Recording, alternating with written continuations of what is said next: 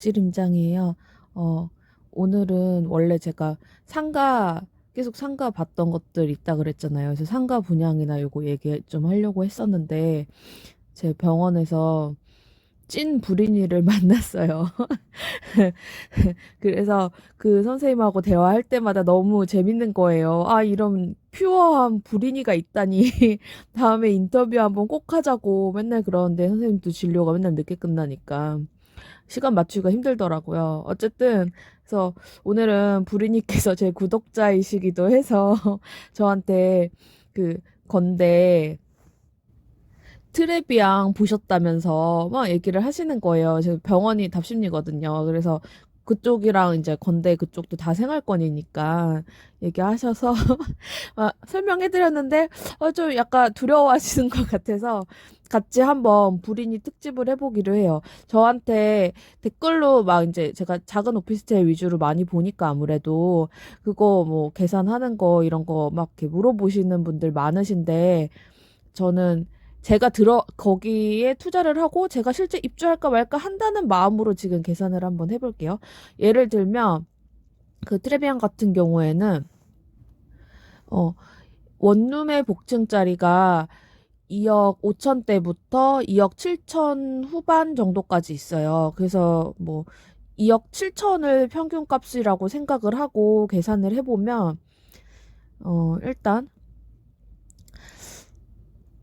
이건 아니구나. 2억 7천에서 0.7%, 그러니까 전체 분양가가 2억 7천이잖아요. 그 중에서 어쨌든 우리가 내 돈은 다 주고 사긴 사야 되는 거니까 대출을 껴서든 0.7%까지 최종 대출이 나와요. 그러니까 지금 처음에 계약금을 2억 7천에 10%인 2,700만 원을 우리가 내잖아요. 근데 2,700만 원 그거 다 무시하고 그냥 어쨌든 2억 7천짜리 물건이니까 그거를 나중에 내가 인수를 받으려면 10% 계약금 냈죠. 계약금. 그리고 60%는 보통 중도금이라고 해요, 불인이들. 중도금은 보통 오피스텔은 무이자로 돼요. 이 유이자 이런 거 있으면 그냥 드랍하셔도 돼요, 어지간한 거는. 그러면 70%까지는 아직 건물이 지어지기 전, 준공이라고 해요, 준공 전. 준공 전까지는 70%까지는 이제 신경을 안 써도 되죠. 10% 계약금을 이거는 내 돈을 내야 돼요. 내 돈. 내고, 신경을 안 쓰고, 그러면 여기서 남은 게 이제, 30%죠. 30%잖아요. 이게 30%를 잔금이라고 해요. 잔금, 잔액. 여기 남은 거. 이거를 내 돈으로 해야 되느냐, 아니면 세입자를 넣어야 되느냐, 요거를 신경을 써야 되는데, 일단 그거를 떠나서, 그래서 보면 어쨌든 전체 금액은 이게 100%가 이제 들어가야 이 집이 내 거가 되는 거예요. 준공 후에 내 돈이 되는 건데 2억 7천에서 우리가 보통 구입을 할 때 대출을 받아서 산다고 하는 게 이건 거예요. 이 중도금 대출 무이자랑은 별개로 이거는 이제 지어지는 과정에서 필요한 돈이고 이거를 내 걸로 내 명의로 바꾸려면 우리가 휴대폰을 할부로 하듯이 그거를 최종 내 명의로 하려면 보통 한 2년 걸리잖아요. 아니면 3년? 그것처럼 얘가 이제 준공을 한 2, 3년에서 지어져 갖고 내 명의로 바꾸려면 내가 2억 7천이 없으니 은행에서 대출을 받아야 되는데 오피스텔은 최대 70% 대출이 돼요. 뭐 0.7이죠. 그러면 1억 8,900만 원이 대출이 돼요. 그러고 나면 여기서 다시 여기를 볼게요. 나머지 30%는 어떻게 하냐? 일단 나머지 30% 금액이 8,100만 원이에요. 근데 여기서 우리가 계약금 10%를 내 돈을 이미 계약할 때 냈죠. 그러니까 8,100만 원에서 얘 10%면 2,700만 원이죠. 빼면 5,400만 원이 부족한 상황인 거예요. 대출 요만큼 했고, 그리고 계약금 내가 냈고, 그리고 부족한 거 요건 거예요. 요거. 그러면 요거 일단 부족하다고 생각을 하고 대출은 공짜가 아니잖아요. 그래서 3.5% 정도 이자를 낸다고 생각을 하고 오를 수도 있고 내릴 수도 있어요. 근데 어쨌든 3.5% 낸다고 생각을 하고 대출에 대한 이자도 우리가 생각을 해야 돼요. 3.5% 이거는 이자예요. 그러면 이자가 년 661만 5천. 그러면 이거는 월이죠. 월 이자가 55만 원인 거예요. 그러면 우리가 여기서 어떻게 해야 돼요? 월세 계산을 할 때 보증금을, 예를 들면 보증금을 5,400을 해요. 그리고 월세를 56만 원으로 해요. 그렇게 되면 내 돈은 계약금 10%로 끝나겠죠. 왜냐면 요거 대출해서 요걸로 이자 갚는 거예요. 월세 받아서 이자 갚고 이 부족한 잔액은 보증금으로 채워 넣는 거죠. 그러면 내 돈 2,700으로 이 오피스텔 원룸의 복층을 내가 소유하게 되는 거죠. 그러면 이거 이자 내고 남는 거 하나도 없는데 이거를 왜 끌고 가 생각을 하냐면 지금 현재 건대가 건대 그 주변에 원룸의 복층이 올해 분양한 것, 분양이지, 아니고, 올해 이제 입주하는 것들, 그리고 지금 분양하는 요 트레비안 같은 것들, 요거 시세가 2억 4천에서 2억 9천까지 포진되어 있어요. 근데 그거는 지금 트레비앙 주변뿐만 아니라 구이동 그쪽도 다 그래요. 구이동은 2억 9천 정도가 보통 시세더라고요. 이것도 올해 것도 아니고 뭐 한 2년 차, 3년 차가 이 가격이라는 거는 아무래도 얘네가 왕십리보다는 입지가 완전 좋은 위치는 아니잖아요. 왕십리가 원룸의 복층일 때 3억 1천까지 찍었단 말이에요. 뭐 얘네도 그만큼 올라갈 수가 있다는 거예요. 차익이. 그러면 예를 들어서 얘는 2억 7천이잖아요. 그러면 3억 1천이 되고 나면 우리는 이거를 팔겠다 생각을 한다면 4천이 남겠죠. 4천. 차익. 이것 때문에 하는 거죠. 내가 4천을 몸은 하나인데 근무를 하면서 4천을 어디서 더 벌 수가 없잖아요. 이런 것 때문에 하는 거예요. 물론 뭐 10억, 20억짜리 아파트나 큰 오피스텔 비싼 거 하시는 분들한테는 4천이 작은 돈이에요. 근데 지금 현재 내 수중에 돈이 없고 내가 뭐 천에 얼마 월세 살고 있어요. 보증금 예를 들어서. 그런 친구들이 4천을 모으려면 정말 생각보다 엄청 오랜 시간이 걸리거든요. 그러니까 투자해서 일단은 굴러가다가 차익이 나면 요거를 챙기고 그러면 4천 시드가 생겼잖아요. 그 4천 시드로 다음에는 조금 더 좋은 걸 할 수 있겠죠. 지금은 원룸의 복층이었지만 다음에는 투룸의 복층하든지 1.5룸의 복층을 하든지 할 수가 있겠죠. 그러니까 그 시간을 요게 한 뭐 2, 3년이 걸린다고 쳐요. 2, 3년 동안 요 시드를 모으는 거예요. 그동안 노동을 하면서 근로소득이 또 생기겠죠. 그러니까 그렇게 자꾸 모아 나가면 노동소득만 해서 쌓이는 것보다 더 많이 조금 더 빠르게 쌓일 수 있다는 거죠. 그러니까 뭐 10억, 20억짜리를 계약하시는 분들한테는 뭐 4천 갖고 왜 3, 4천짜리 뭐하러 해 하시는데 이것도 지금 현재 나의 불인인 나한테는 되게 큰 돈이잖아요.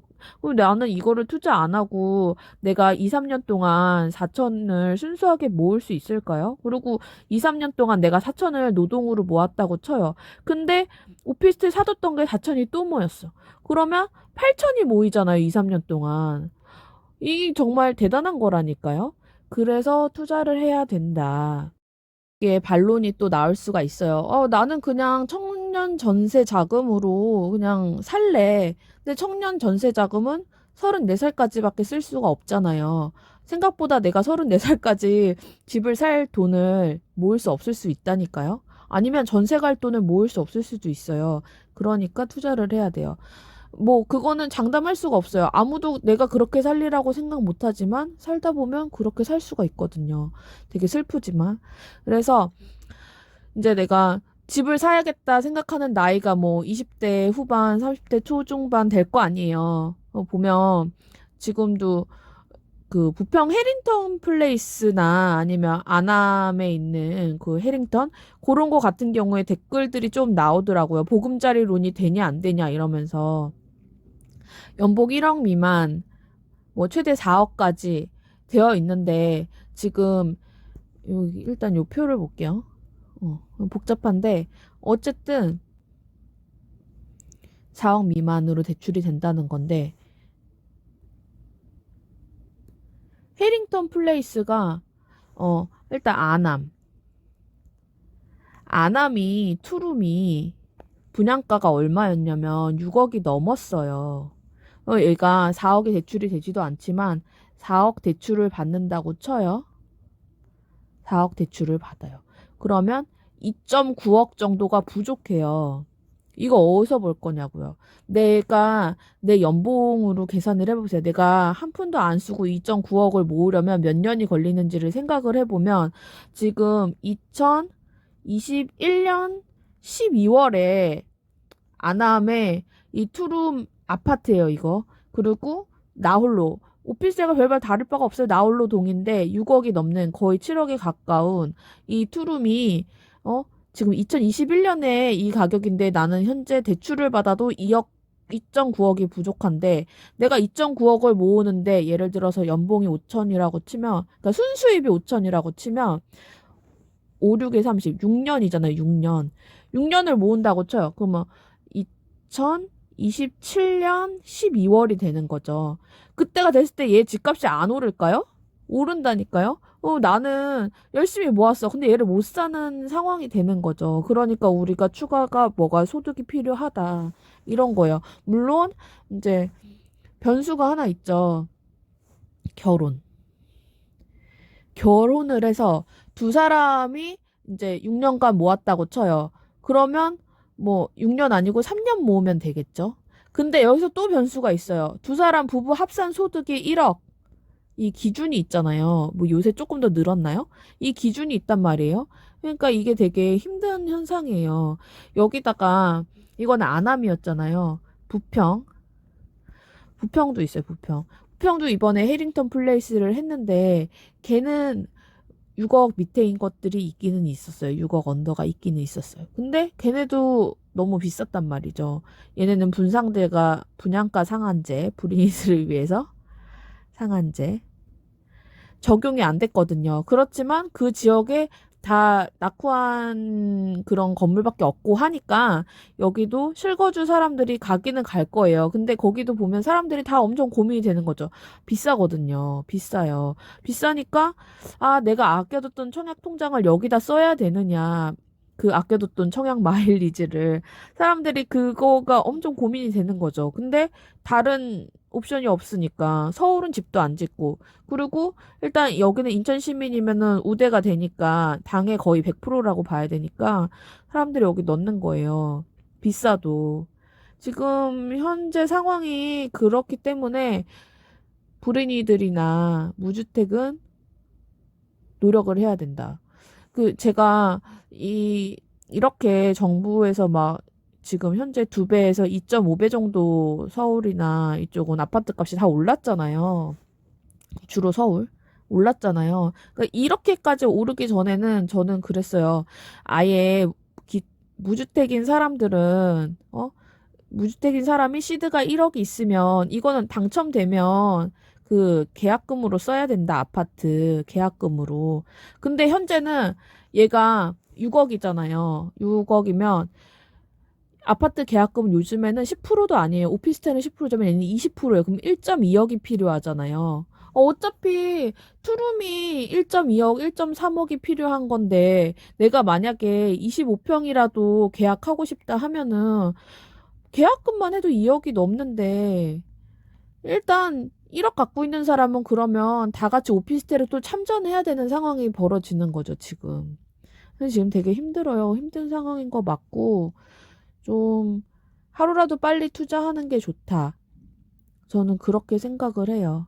그리고 소득 기준이 결혼하면 이제 합산으로 해서 얼마 기준이 있기 때문에 그 전에 차라리 뭐라도 작은 거라도 계속 마련해 두는 게 나은 것 같다. 그리고 내가 만약에 고연봉자다. 내가 고연봉자. 내가 고연봉일 가능성이 있는 건데 이제 전공이나 이런 걸 보면 알잖아요. 그러면 1년 차. 1년 차일 때 쇼부를 봐야 돼요. 왜냐면 내 소득이 잡히기 시작하면 나는 이런 대출이 안 나온다니까요? 하나도 안 나와요. 저도 하나도 못 받았어요, 혜택을. 그래서 저는 진짜로, 아, 이거는 뭔가 싶고, 아, 그냥 이 나라에서 나에게 혜택을 하나도 안 주고 세금만 걷어가네? 이 생각이 엄청 많았었거든요. 그리고 1년 차. 그리고 또 하나, 사업자. 사업자는 3년 차. 사업자는 3년 차부터는 세금이 엄청 많이 나오기 시작해요. 그러니까 내가 사업자다. 그러면 뭐 직장인이었다가 사업자를 했든 아니면 애초에 사업자든 2년 정도일 때 모든 수익을 털어서라도 집을 사야 돼요. 그때는 그래도 좀 대출이 나올 거거든요. 소득이 많이 잡히기 시작하면 대출이 안 나와요. 그냥 현금 20억 주고 집을 사야 된다니까요. 이거는 진짜예요. 그래서 서울에는 그 송도나 청라 이런 것처럼 아파트 같아 보이는 아파트를 지을 자리도 없잖아요. 그러니까 지금 서울에서의 최대치가 투룸 오피스텔인 거잖아요. 이 서울에 특히 거주하시는 분들은 이거를 기억하세요. 고연봉은 1년차 세금 마감하기 전에 뭔가를 하나 산다. 대출을 해서. 그리고 사업자는 2년차까지 봐서 하나 산다. 그리고 둘이 이제 연봉이 뭐 1억이 넘거나 그렇다 하면은 일단 결혼하기 전에 각자 뭘 대출을 해서 산다. 아니면 합산해서 사기에는 어려울 수 있다. 합산해서 살려면 둘이 애초에 현금 시드가 많아야 한다. 그냥 결론이 그래요. 슬프네요. 얘기하다 보니까 좀 흥분을 했는데요. 근데 다시 이제 그러면 진짜 계약금만 있으면 되냐 하면 경우에 따라 아닐 수가 있겠죠. 왜냐면 아까 그 중도금 여기 아니 중도금이네 잔금 30% 8,100만 원 부족하잖아요. 그래서 2,700은 또 우리가 계약금으로 이미 냈었잖아요. 그러면 남은 돈 5,400이 진짜로 부족한 돈인데 부족. 근데 이거를 이거를 보증금으로 할 시세인가 그 동네가 봐야 돼요. 근데 우리가 아는 보통의 오피스텔 원룸의 복층은 보증금 1,000만 원이죠. 그리고 월세가 오히려 60에서 90 사이죠. 그러면 여기서도 지금 벌써 또 4,400이 갭이 있잖아요. 요거랑. 이 4,400은 어떻게 할 것인가? 얘가 준공까지 계약에서 준공 입주까지 2, 3년 걸리잖아요. 그동안 부지런히 모아야죠, 뭐. 4,400을.